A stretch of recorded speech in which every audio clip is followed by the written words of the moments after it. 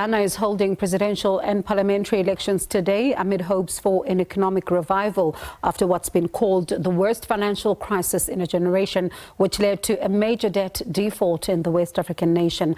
President Nana Akufo-Addo is stepping down next month after serving the 2 terms allowed by the constitution in the country.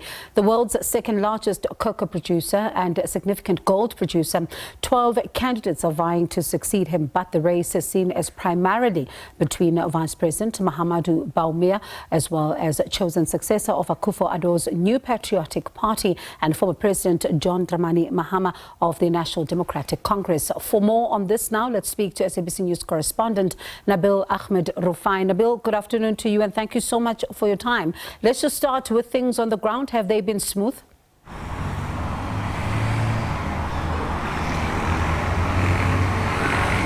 Well, indeed, polling started around 7 a.m. across a lot of polling stations in Ghana. I'm at one of the polling stations and you can see things are quite calm here. A lot of people have already voted and polls are expected to close a little under 2 hours from now. And we know that there's been largely a peaceful election so far, except for some pockets of clashes within some polling stations due to the long queues and then the agitation of people who were trying to jump the queue in order to cast their ballots. But then largely it has been peaceful, and aside from that, there's also been concerns around the biometric verification devices which were not working at the start of the voting, but the Electoral Commission has really come up to the task and then was able to resolve those challenges, allowing people to vote. And when do the polling stations close and also counting beginning?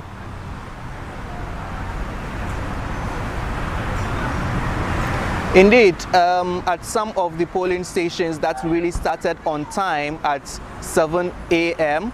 They are supposed to end the polls at 5 p.m. But then the caveat is that if there are voters still in line when it's 5 p.m., they will be allowed to vote. So technically, it may not really end at 5 p.m. Until the last person votes. And counting is expected to start this evening after the polls end. And then the collation will be done by the Electoral Commission across the 276 constituencies. We expect that the final results will be declared by the Electoral Commission by Tuesday, and that's just the readiness for the final result to come out. And this election, you know, when you look at what has been said, even by ordinary people on the ground, is that it's been overshadowed by, you know, the worst economic crisis, as some have called it, in a generation. And this is no doubt what they are taking to the polls as well.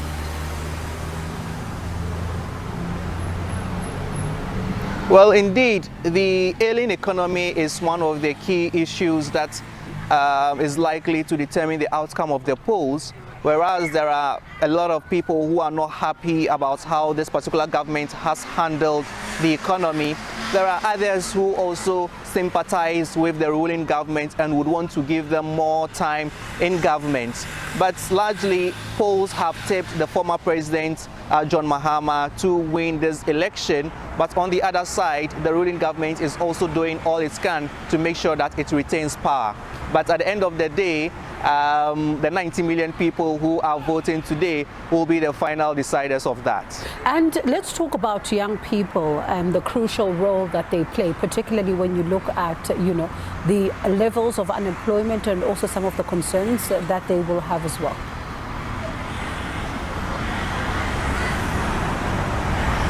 Indeed, youth unemployment is also one of the key issues on the minds of especially young people. There are those who have finished school for a very long time and are finding it difficult to secure a job. So it's something that they'll be looking out for. In fact, both leading candidates have promised to create jobs when voted into office.